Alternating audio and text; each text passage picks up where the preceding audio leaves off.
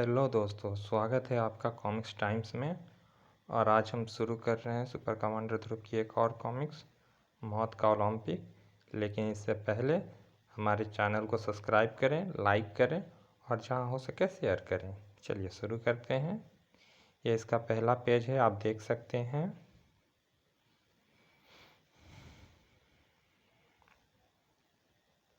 इस दिल दहला देने वाली कहानी की शुरुआत एक अंतर्राष्ट्रीय क्रिकेट मैच से हुई। आइए देखें।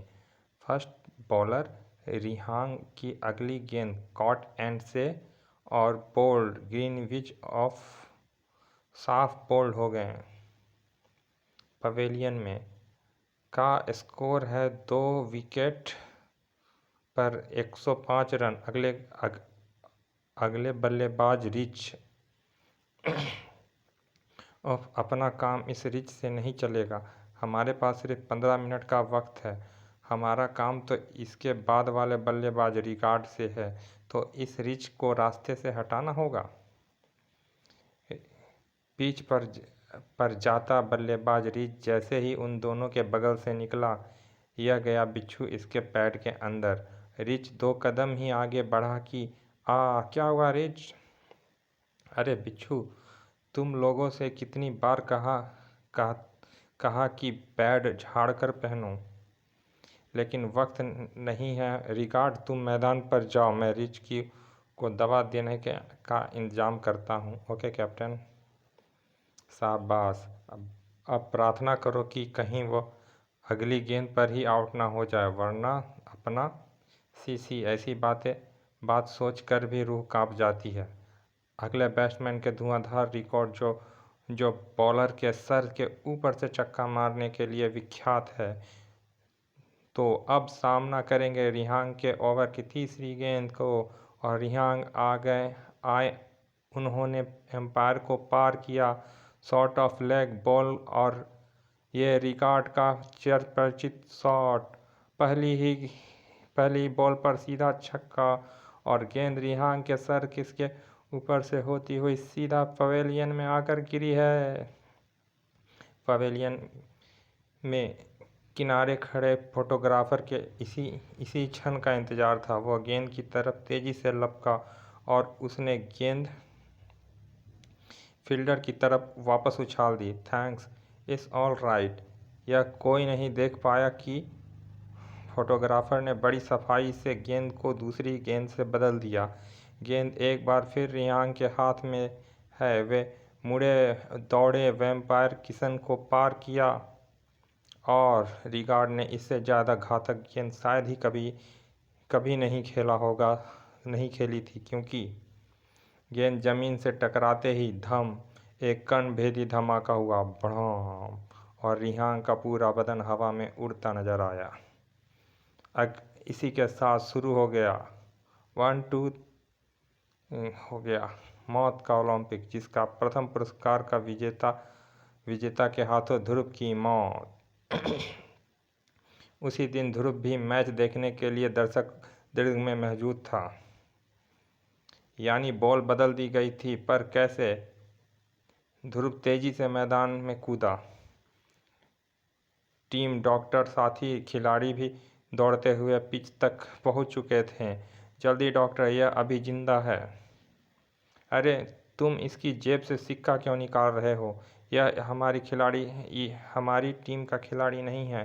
कौन हो? ओह, गेट आउट ऑफ माई वे। पकड़ो, भागने ना पाए। भीड़ नकली खिलाड़ी को रोकने आगे बढ़ी। तभी पवेलियन में एक तरफ खड़ा फोटोग्राफर भीड़ के सामने लपका। खबरदार, अगर कोई आगे बढ़ा तो। कैमरे का शटर दबा और 2 गोलियां हवा में दागी, धाएं धाएं, और भीड़ पानी की तरह हट गई। पलक झपकते वे दोनों यूरोपियन स्टेडियम के बाहर थे। वह रही हमारी कार, लेकिन तुम उस तक नहीं पहुंच पाओगे। अब अगर तुम कहीं पहुंचोगे तो वो जगह पुलिस स्टेशन है। तड़ाक सर खर। तभी ध्रुव को पीछे से आ रहे खतरे का एहसास हुआ। वो तेजी से एक तरफ हटा, बड़ाम, लेकिन हटते हटते भी उसे हल्का सा धक्का लग ही गया और वह ज़मीन पर गिरा धड़ाम। वह कार देखते देखते धूल और धुएं का गुब्बार उड़ाती गायब हो गई। अब इस पर तो नंबर प्लेट नहीं है और इस रंग और मॉडल की सैकड़ों कारें इस शहर में हैं। और फिर यह सब बहुत ही पूर्वनियोजित था सर। पवेलियन में 2 आदमी एसपी कैमरा रूपी पिस्तौल लिए फोटोग्राफर और बाहर इंतजार कर रही बिना नंबर की एक कार। और यह सब मिस्टर रिगार्ड के जेब में रखा वो सिक्का चुराने के लिए जो सिर्फ रिगार्ड के लिए ही भाग्यशाली है। बाजार में उसकी कीमत 50 रुपये भी नहीं होगी। कमाल की बात तो यह है कि वे सभी व्यक्ति यूरोपियन थे और हर कोई यही समझ रहा था कि वे मैच देखने आए हैं। मिस्टर रिगार्ड अब कैसे हैं? खतरे से बाहर है। वह बम इतना शक्तिशाली नहीं था कि किसी की जान से ख़त्म कर सके। यानी वे रिगार्ड को ख़त्म करना नहीं चाहते थे। उनका सिर्फ उसकी जेब में रखे सिक्के से मतलब था। आखिर इस सब का की तुक क्या है? उसी वक्त एक अज्ञात स्थान पे लेडीज एंड जेंटलमैन, संयुक्त यूरोपियन टीम ने अपना काम अंजाम दे दिया है। वे क्रिकेटर खिलाड़ी रिगार्ड के जेब से उसका भाग्यशाली सिक्का उस वक्त निकाल लाए जिस वक्त वह पिच पर बैटिंग कर रहा था। इस काम को उन्होंने 2 दिन की अवधि ख़त्म होने से पहले ही पूरा करके पूरे 80 अंक प्राप्त किए हैं। यूरोपियन टीम को हमारी ओलंपिक कमेटी की बधाई। इसी बीच बगल के कमरे में एक दूसरी मीटिंग चल रही थी। हमको बहुत कठिन काम दिया गया है। इस आर्ट गैलरी में आजकल हर वक्त बहुत भीड़ रहती है। ऐसे में वहाँ से 2 विश्व प्रसिद्ध कलाकृतियाँ के फ्रेम निकाल कर लाना और वह भी ऐसे कोई देख ना सके, एकदम असंभव है। हाँ, और शाम को 3 बजे तो भीड़ सबसे ज़्यादा होती है और हमको अपना काम शाम के 3 बजे ही करना है। इन सब से हमें कोई मतलब नहीं है। तुम चाहो तो अब भी अपना नाम वापस ले सकते हो। नहीं, हम यह काम करेंगे। मैं यह साबित कर दूंगा कि हम चीनियों के लिए कुछ भी असंभव नहीं। और पुलिस हेडक्वार्टर में इन यूरोपियनों का कहीं कोई पता नहीं है। वारदात होते ही मैंने सारे भागने के रास्ते बंद करा दिए थे, लेकिन वे तो गधे के सर से सींग की तरह गायब हो गए। उधर इंग्लैंड टीम का मैनेजर धमकी दे रहा था कि अगर अपराधियों को तुरंत ना पकड़ा गया तो आगे मैच नहीं होगा।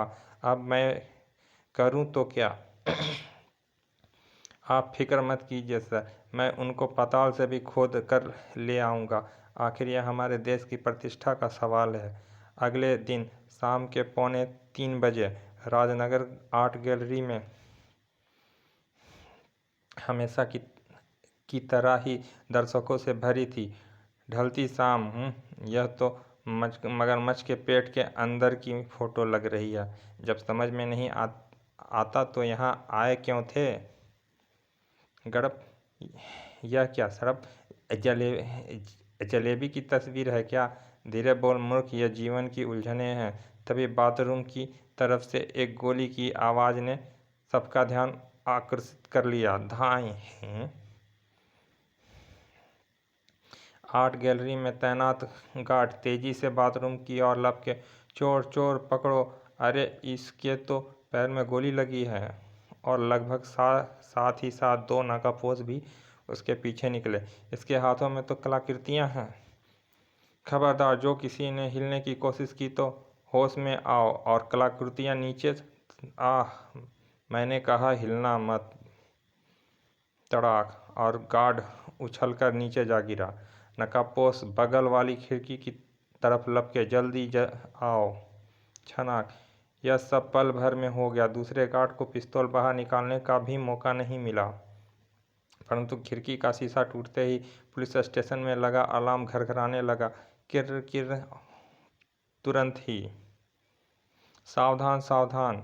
13वें रास्ते की सभी पुलिस पेट्रोल वैन तुरंत आर्ट गैलरी पहुँचे। रेड अलर्ट, आर्ट गैलरी तो अगले ही मोड़ पर है। और कुछ ही क्षणों में वे रहे दो नकाबपोश। एक के हाथ में कलाकृतियाँ भी है। गिर गिर गिर गिर। लगभग पूरी आर्ट गैलरी के दर्शक इधर ही देख रहे हैं। अच्छा ही है, मैं ऐसे अपराधियों की पिटाई पूरी जनता के सामने ही करना चाहता हूँ, ताकि वे भी देख लें कि इन नाली के कीड़े से डरने की कोई ज़रूरत नहीं है। तड़ाक। लेकिन दुश्मन कमज़ोर नहीं था।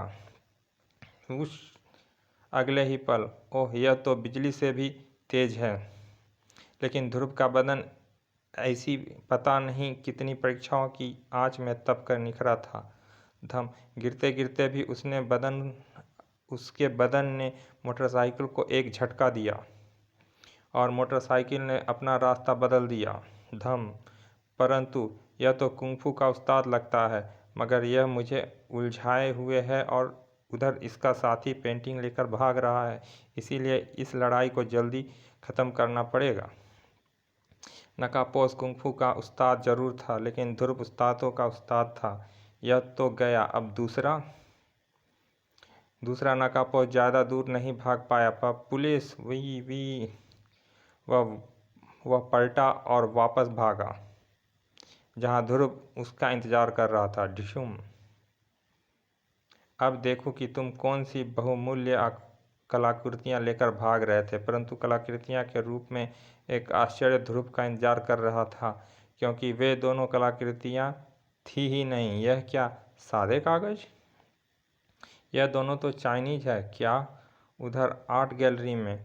मैं जैसे ही बाथरूम में घुसा, मुझे पास के शौचालय से कुछ आवाज़ें सुनाई दी। दरवाज़ा हल्का सा खुला था। मैंने अंदर झाँका तो दो नकाबपोश कुछ पेंटिंग लिए जाने क्या कर रहे थे। मैं अगले ही पल चिल्लाता हुआ बाहर भागा।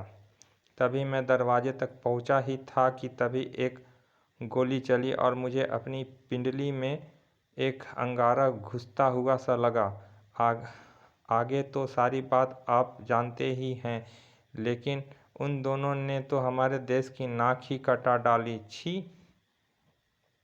कमाल है, एक और बेतुका अपराध, और वह भी विदेशियों के द्वारा। बाद में इन दोनों चाइनीज युवकों का कहना है कि ऐसा उन्होंने एक शर्त जीतने के लिए की। उस आर्ट गैलरी से कोई कुछ लेकर भाग नहीं सकता है, और उनका यह भी कहना है कि गोली उन्होंने नहीं चलाई है। एकदम सफ़ेद झूठ। नहीं ध्रुव, उनका कहना सच है। यह रही उनकी रिवॉल्वर, और हमारे विशेषज्ञों का कहना है कि मिस्टर चांग के पैरों में जो गोली लगी है वो इस रिवॉल्वर से नहीं चली है। क्या? यानी ना तो आर्ट गैलरी से कोई चीज़ चोरी हुई, और यही तो कमाल की बात है, चोरी हुई है, पर तुम दो अति बहुमूल्य कलाकृतियाँ के सिर्फ फ्रेम की। यह तो हद हो गई। यानी किसी ने इन युवकों से चोरी कराने की शर्त लगाई, और जब सभी दर्शक खिड़की से भागते नकाबपोश को देख रहे थे, तो उसने भरपूर मौका होते हुए भी सिर्फ फ्रेम चुराए, और गोली भी शायद उसी ने चलाई। वाह! अभी कल कुछ यूरोपियन ने एक सिक्का चुराया, और आज शायद चाइनीज ने 2 फ्रेम। फिर आपने दोनों चाइनीज युवकों का क्या किया? कर भी क्या सकते हैं? गोली उन्होंने चलाई नहीं, चोरी उन्होंने की नहीं, हमको उन्हें सिर्फ चेतावनी देकर छोड़ देना पड़ा। पर मुझे पूरा यकीन है सर, कि उन सब का इस घटना से गहरा संबंध है। तभी तो मुझे इजाज़त दीजिए सर। हाँ मिस्टर चांग, इस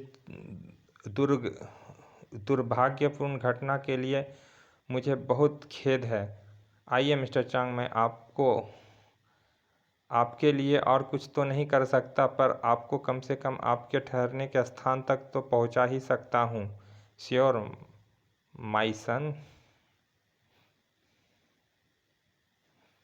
और थोड़ी देर बाद, आप यहाँ ठहरे हैं इस जहाज़ में? हाँ, और मेरे जैसे बहुत से पर्यटन इस जहाज़ में ही ठहरे हैं। इस शहर के होटल बहुत महंगे हैं, चा चांग के जहाज़ की तरफ मुड़ते ही ध्रुव का मुस्कुराता चेहरा एकदम से कठोर हो गया।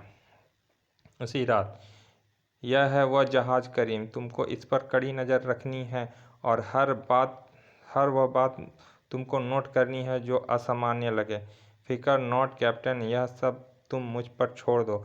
अगले कुछ दिनों तक शहर में अजीबोगरीब घटनाएं घटती रही और ध्रुव खामोशी से देखता रहा। म्यूजियम से नीले हार का धागा गायब, उड़ान के लिए तैयार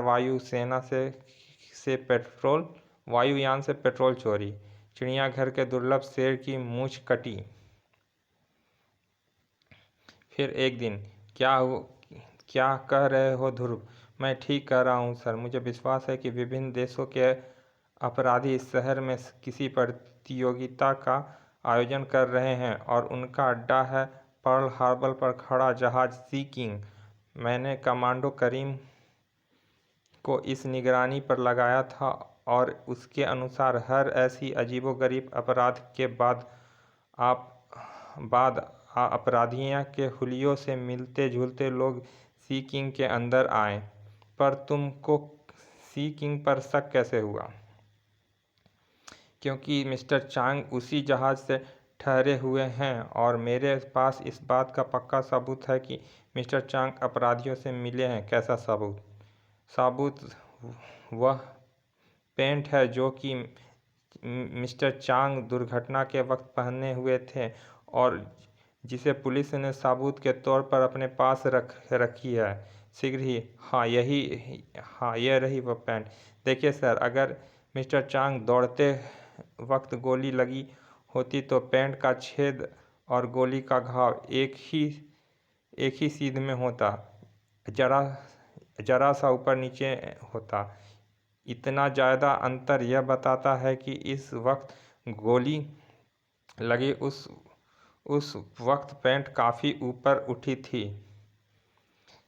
लगभग वैसे ही जैसे बैठने के वक्त हो जाती है। तुम्हारा कहना तो सही है, पर तुम इससे साबित क्या करना चाहते हो? सिर्फ यही कि मिस्टर चांग ने बड़े आराम से कमोड पर बैठकर अपनी ही रिवॉल्वर से अपने ही पाँव में गोली मारी। पर क्यों? ताकि अगर कोई दर्शक खिड़की से बाहर भाग रहे नकाबपोश को ना देख रहा हो तो मिस्टर चांग उसका ध्यान बांट सके और इस दरमियान उनका चौथा साथी पेंटिंग के फ्रेम निकालकर फरार हो सके। My god, you may be right. आओ मेरे साथ। कुछ घंटे बाद पर्ल हार्बर पर खड़े जहाज सी किंग में। मेरे पास इस जहाज़ की तलाशी के वारंट है कैप्टन। हमें शक है कि आपके जहाज़ में कुछ ऐसे अपराधी छिपे हैं जिनकी हमें तलाश है। मेरे जहाज़ पे अपराधी? How disgusting!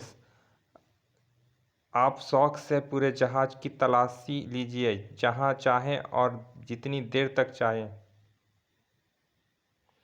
जल्दी ही यह बात साफ हो गई कि सी किंग में ऐसा कोई भी व्यक्ति नहीं है जिसकी पुलिस को तलाश थी।